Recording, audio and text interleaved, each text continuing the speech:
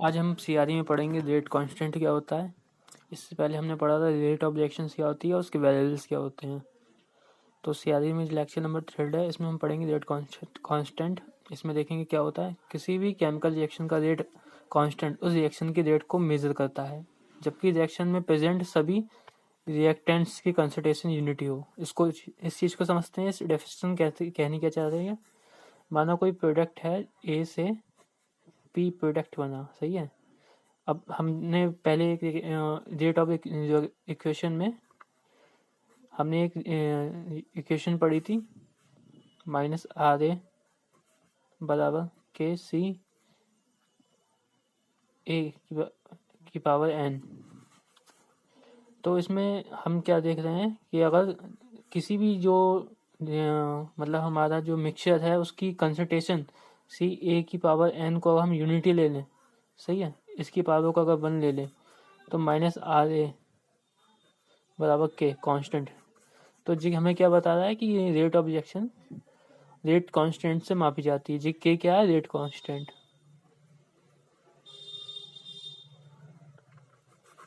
तो वही हमें इस डेफिनेशन में बताया है कि किसी भी केमिकल रिएक्शन का रेट उस रिएक्शन के रेट को मेजर करता है, जबकि रिएक्शन में प्रेजेंट सभी रिएक्टेंट्स की कंसंट्रेशन जब कंसंट्रेशन यूनिटी हो, यानी ए से पी प्रोडक्ट बन रहा है, सही है।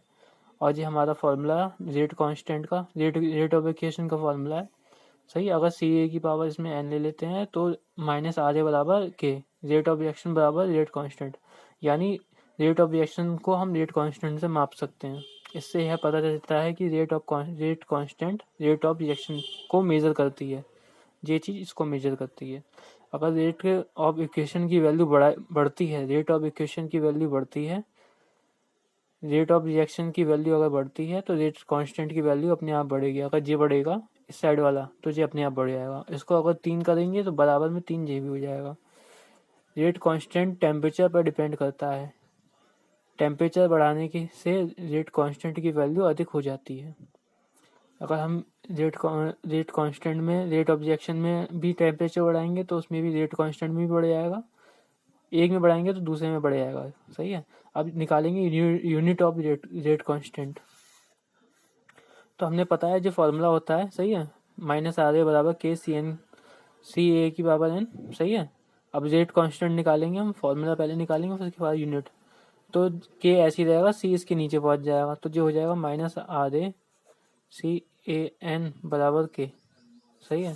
वही हमने लिखा है यूनिट ऑफ रेट कांस्टेंट। पहले तो जो फॉर्मूला बन गया के बराबर माइनस आर ए बराबर सी ए की पावर एन, जे रेट कांस्टेंट का फॉर्मूला। इसका अब यूनिट देखते हैं। रेट कांस्टेंट की यूनिट होती है मोल पर लीटर इंटू सेकेंड, अपॉन में होती है कंसंट्रेशन की यूनिट होती है मोल पर लीटर की पावर एन। इसका जी जब सॉल्व करेंगे तो ये यूनिट निकल के आएगी। एक बार दोबारा से रिकॉल कर लेते हैं। रेट कांस्टेंट किसी भी रिएक्शन के रेट को मेजर करती है, जबकि रिएक्शन में प्रेजेंट सभी रिएक्टेंट्स की कंसंट्रेशन यूनिटी हो। इसका मतलब, इस लाइन का मतलब यहाँ पे आता है कि अगर कंसंट्रेशन को 1 मान लें तो रेट कांस्टेंट की वैल्यू रेट ऑफ रिएक्शन को मेजर करती है। रेट ऑफ रिएक्शन बराबर रेट कांस्टेंट होता है। इससे यह पता चलता है कि कंसंट्रेशन रेट कांस्टेंट बराबर रेट ऑफ रिएक्शन को मेजर करती है, सही है। देख लेना।